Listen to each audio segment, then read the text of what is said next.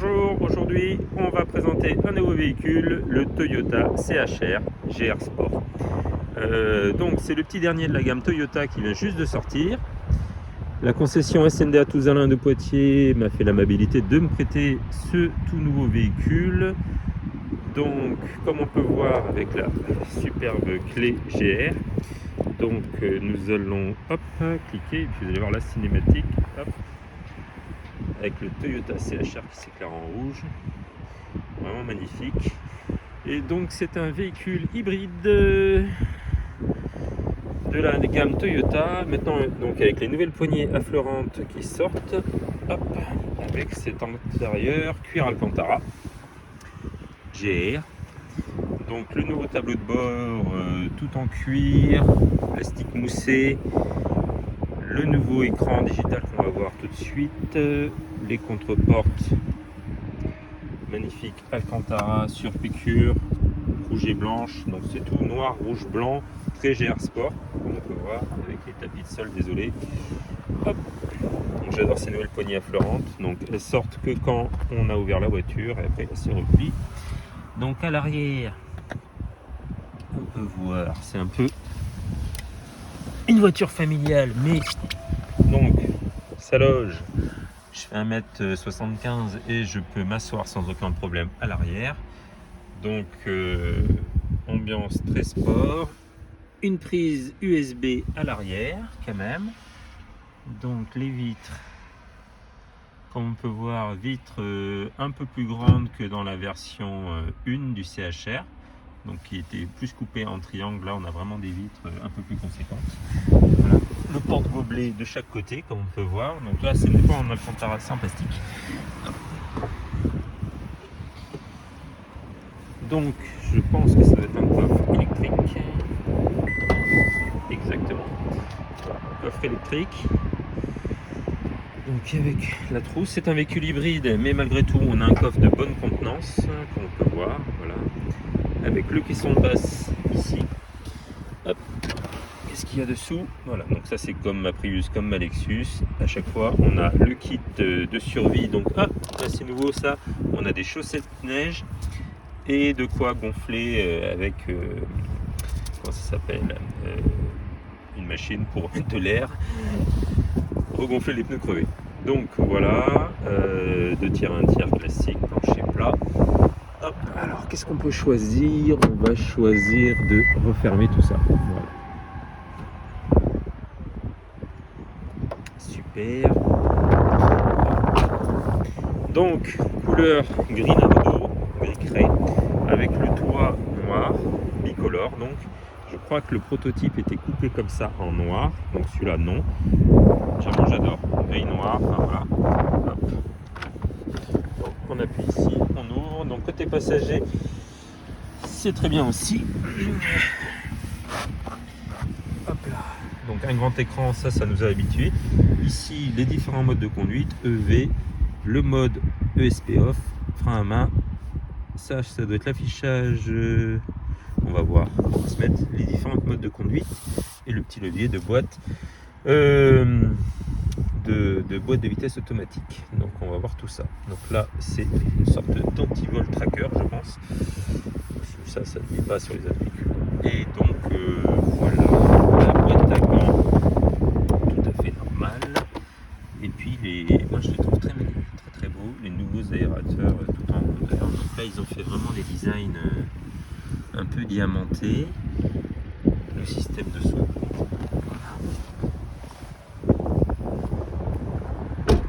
Sur cette finition GR Sport, comme on peut voir, des jantes de 225 R19, donc des bons pneus de 19 pouces, mais ça habille, je trouve, parfaitement bien les arches de roue. Donc ce qui différencie des autres versions extérieurement, à mon avis, c'est la montre pneumatique du GR Sport et un traitement pas chromé mais vraiment très mat au niveau de l'intérieur. Au niveau sur la finition GR Sport, comme on peut voir, il y a les sièges à mémoire. Ça permet de pouvoir se réinstaller dans la voiture plus rapidement. Ça y est, on est au chaud, c'est l'hiver. appuyer sur le frein et puis le bouton Start and Stop Power. Voilà, hop, avec la nouvelle cinématique Toyota. Donc on va un peu découvrir le menu. Donc oui, attention, bien entendu. Donc je comprends les conditions, je comprends l'avis de confidentialité et j'accepte. Hop, avec ma main droite, c'est mieux. Voilà. Donc une interface tactile sur l'écran avec différents systèmes. Activer l'audio, il faut activer une source audio. Hop, voilà, donc on a plein de choses. Hop, on va baisser le son si je trouve. Voilà, les touches c'est ici, volume moins. Hop, plus, moins. Là c'est pour allumer, éteindre l'écran. Téléphone. Donc, je n'ai pas encore connecté mon téléphone à cause de la vidéo. Sinon ça allait sortir. Donc toujours les mêmes cinématiques dans les véhicules hybrides de Toyota où on peut retrouver les différentes informations qui nous permettent de voir notre consommation, notre autonomie, l'historique, donc 6 litres de moyenne. Mais bon, c'est un véhicule qui a très peu roulé, on est à 900 km. Donc voilà, tiens, on va effacer les données, comme ça on va savoir combien est-ce qu'on aura fait. Effacer les données, comme ça on va savoir combien est-ce qu'on va faire durant l'essai. Voilà, à mon avis ici on a un navigateur web, voilà. Donc l'essentiel, je dirais, véhicule, hop, voilà, un flux d'énergie, voilà. Donc là c'est le moteur essence qui recharge la batterie, c'est une hybride, hybride rechargeable celle-là. Tac, alerte de véhicule personnalisé, donc là c'est les différentes lampes, l'éclairage, éclairage thème bleu clair. Donc là où vous ne voyez pas encore, mais apparemment c'est bleu clair. Nuit, beige, blanc, jaune, orange. On va prendre rouge parce que c'est une GR, c'est encore mieux en rouge. Bam. On peut mettre rose apparemment. Rose au revoir, climatisation, toutes les zones par zone. Enfin voilà. Donc ça c'est très bien. Contrôle des portes, donc plein de choses utilitaires. C'est quoi? Personnalisation, suggestion de véhicule, embarquement, sortie. Beaucoup de réglages. On va pas tout casser. Et nous on va remettre le magnifique GPS qui je trouve est vraiment joli. Voilà, ils ont vraiment fait un gros progrès chez Toyota Lexus où maintenant on a vraiment un GPS de très belle qualité. Donc voilà. Ensuite, pour moi la grosse modification maintenant c'est vraiment ces contours qui sont tout digitaux.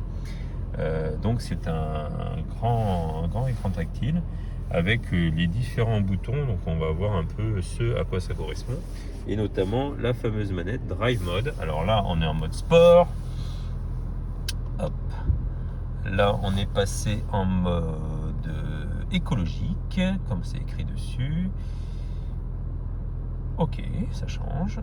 Là, on passe en mode normal. Donc à chaque fois, il y a une présentation avec le CHR et ensuite les compteurs qui apparaissent, je pense. Voilà, les compteurs. Donc ça, c'est mode normal. Donc toujours avec l'aiguille qu'on peut voir qui fait charge, éco ou power. Le contour gradué jusqu'à 220. En mode éco, je n'ai pas vu comment c'était mis. Je pense que la vitesse apparaît. Tac. Pareil, c'est juste la couleur qui change. Là, ici, nous avons l'alerte de franchissement de ligne. J'ai essayé rapidement le véhicule. Il freine tout seul. Je pense qu'il y a la conduite autonome dessus. Oui, il y a la conduite autonome. Donc voilà. Ensuite, on va passer en mode sport. Donc, je pense qu'on a peut-être une simulation de contour. Non, toujours pas.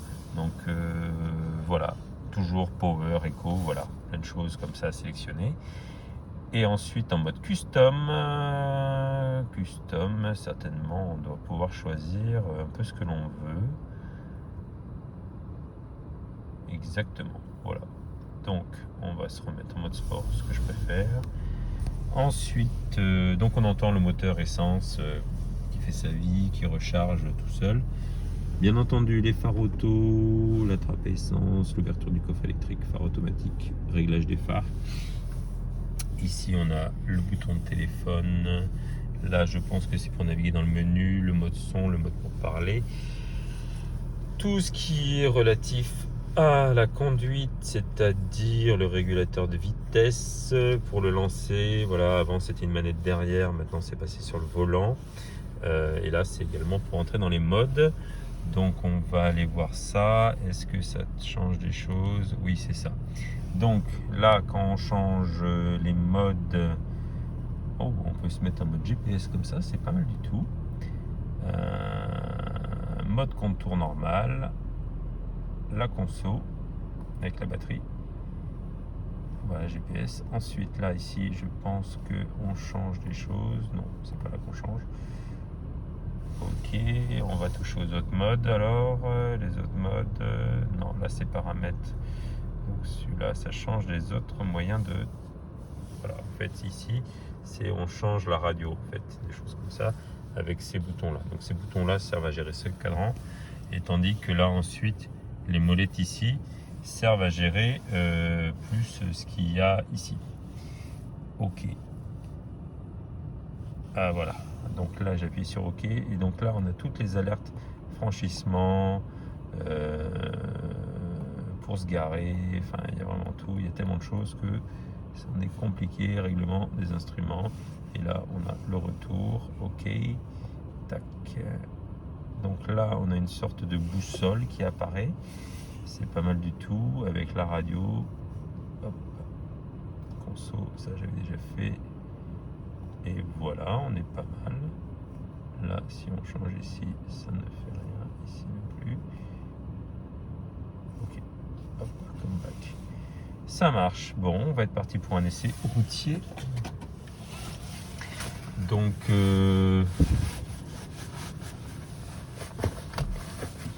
véhicule hybride de 200 chevaux.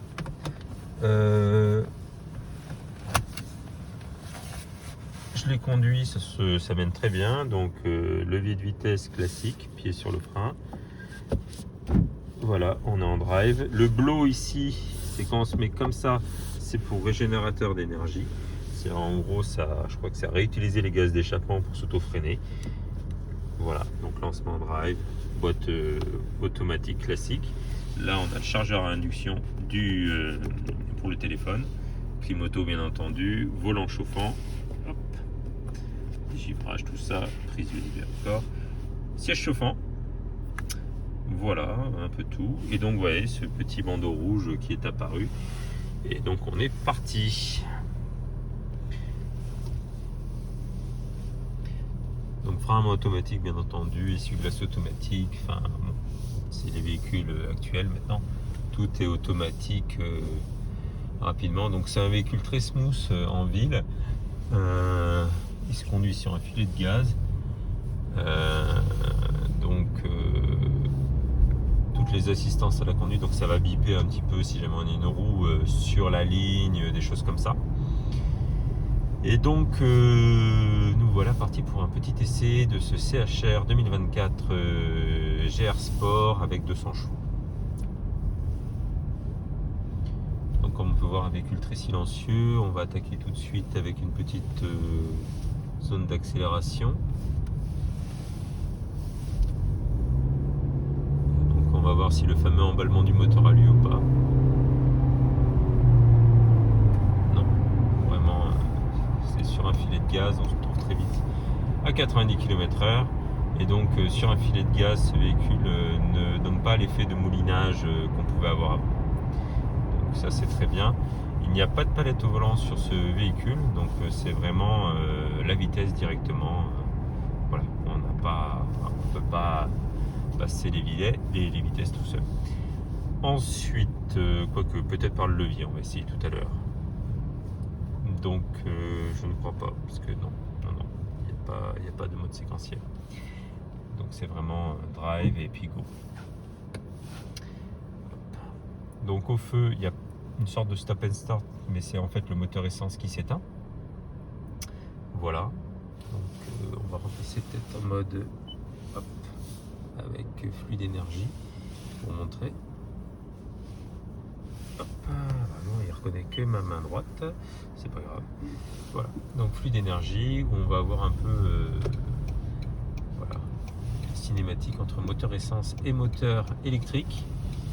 Et donc, oui, il y a un petit trottoir. Voilà.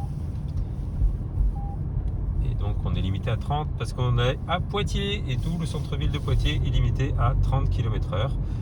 C'est spécial, mais bon, pour la sécurité des piétons. Et puis, au moins, il n'y a pas besoin de ralentir devant les dodans. On les passe déjà à la bonne vitesse.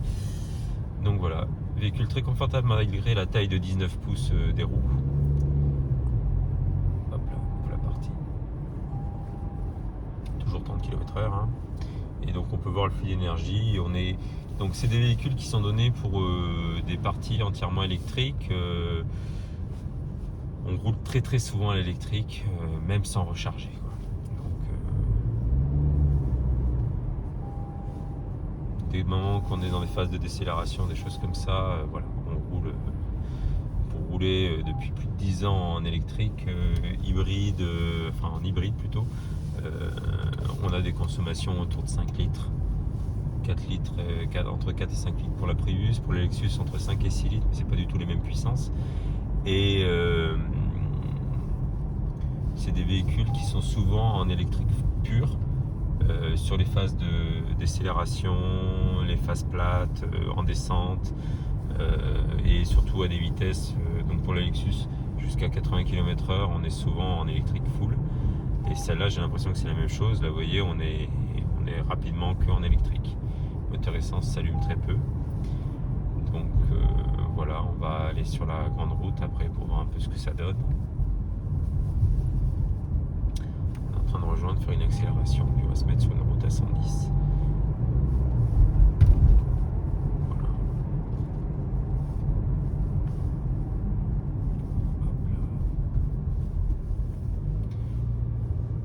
On va forcer le véhicule à se mettre qu'en électrique. Donc voilà. Mode de V désactivé. Dommage. Donc c'est un véhicule qui fait sa vie au niveau de la gestion essence électrique. Alors ça va choquer certains, mais en même temps ça permet également d'avoir une longévité extrême des batteries et de ne pas s'en soucier. C'est vraiment des véhicules qui ont fait le plein comme un véhicule essence classique, c'est ce que ça reste des véhicules essence. Et on va dire que dans toutes les phases désagréables ou très énergivore ou très polluante pour le moteur essence, et ben en fait il est coupé ou couplé avec le moteur électrique. Et en fait tout ça de manière imperceptible, c'est-à-dire que vous avez juste la pédale d'accélérateur à gérer et c'est tout. Donc c'est quand même très très agréable. Vous avez une voiture essence avec tous les bienfaits du véhicule électrique en ville, en quelque sorte. Lors des fortes accélérations par exemple, on va le voir, c'est le moteur électrique qui aide. Alors ça fait pas comme un effet turbo, mais ça aide quand même grandement le moteur essence. Et du coup on a des performances plutôt sympathiques. Hop là, on va laisser passer les Skoda, Elodie. Et on va y aller. C'est parti, donc on est à 90. Allez, on accélère franchement. Et voilà, on est déjà à 90. Donc véhicule, on ne peut pas dire sportif, mais un véhicule dynamique, suffisant pour perdre son permis très rapidement. Donc, on va essayer de ne pas perdre son permis d'ailleurs. Mais voilà, véhicule très très sympathique, en tout cas à rouler. On va essayer de doubler les petits camions. On va les doubler sans difficulté. Au niveau de l'acoustique, c'est un véhicule très confortable, on n'a pas trop de bruit, très très bien isolé.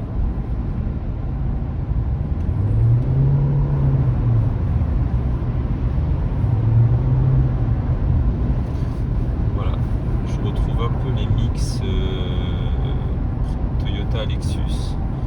On n'a pas les palettes, donc ça diminue un peu la sportivité, mais par contre on a vraiment du répondant quand on accélère. Donc voilà. Le seul truc qui est dommage, c'est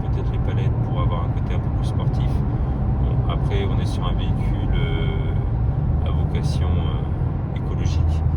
Donc, et puis maintenant, il va falloir s'y habituer. On est de plus en plus tourné vers les véhicules écologiques. Donc, on a pu le voir tout à l'heure, elle a le maintien en fil, on va voir. Voilà, hop, on va faire en sorte que, et hop, du coup, le volant nous remet dans la ligne.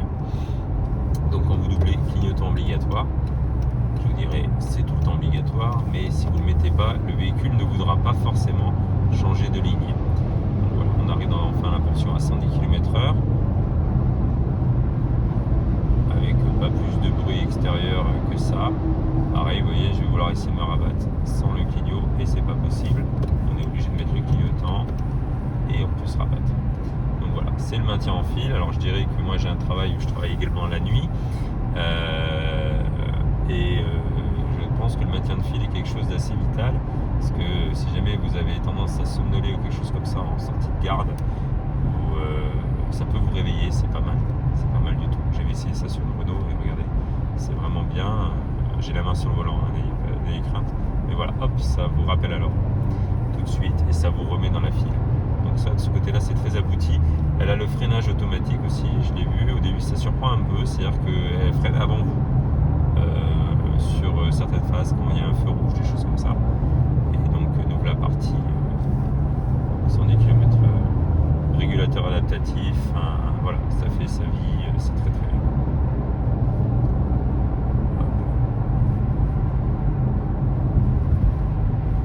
Donc, nouveau véhicule 2024. J'avais déjà essayé le CHR première version, donc on va dire que c'est le même véhicule globalement, plus réussi esthétiquement. Plus dans l'air du temps avec l'infotainment qui est enfin à l'heure du jour, au bout du jour. Et au niveau des compteurs, on est vraiment sur quelque chose de très très qualitatif. Voilà, c'est vraiment un beau véhicule. Niveau finition, donc on est sur du Toyota, on alterne plastique moussé désormais avec une vraie hausse de qualité comparée aux véhicules d'il y a 5-6 ans encore chez Toyota. La génération d'avant avait marqué un vrai progrès, mais là on est vraiment au-dessus. Hop là, on va passer par là. Et donc de ce côté-là, c'est vraiment très très qualitatif. On est plus sur du premium maintenant que sur du généraliste. Hop, l'affichage, l'éclairage automatique s'est mis en route directement. Les véhicules Toyota globalement sont quand même réputés pour leur fiabilité. C'est un véhicule garanti 100 000 km au niveau des batteries hybrides et ou 10 ans. Personnellement, j'ai deux véhicules, un qui a déjà dépassé les 10 ans, qui a toujours sa batterie d'origine et qui marche comme un véhicule neuf. Je veux dire, il n'a pas pris une ride au niveau de la conduite. Donc c'est vraiment plaisant de ce niveau-là. Quand vous achetez une Toyota, vous savez que vous ne faites pas un pari sur la fiabilité. C'est vraiment quelque chose qui va vous amener loin. Et je dirais plus que vous la vendrez parce que vous avez envie de changer, plutôt que vous allez vous en séparer parce qu'elle est en panne. Pour avoir toujours mes deux Toyota, ma Toyota et ma Lexus, je veux dire, je les ai toujours et elles ne montrent aucun signe de faiblesse à l'heure actuelle. Donc voilà, ce n'est pas un véhicule de franchissement, ce n'est pas un 4 roues motrices. Donc il faut, faut le prendre comme un SUV, comme les véhicules que l'on voit actuellement fleurir un peu partout. C'est vraiment un SUV et non un 4x4. Donc là, je pense qu'on est dans un futur lotissement. En balade, je pense qu'on découvre un peu cette nouvelle route. Forcément, ça n'existe pas au niveau du GPS. Mais bon, écoutez, j'espère que cet essai vous a plu. Vont arriver deux nouveaux essais également, donc la Toyota Prius et la Toyota BZ4X. Allez, à très vite pour un nouvel essai.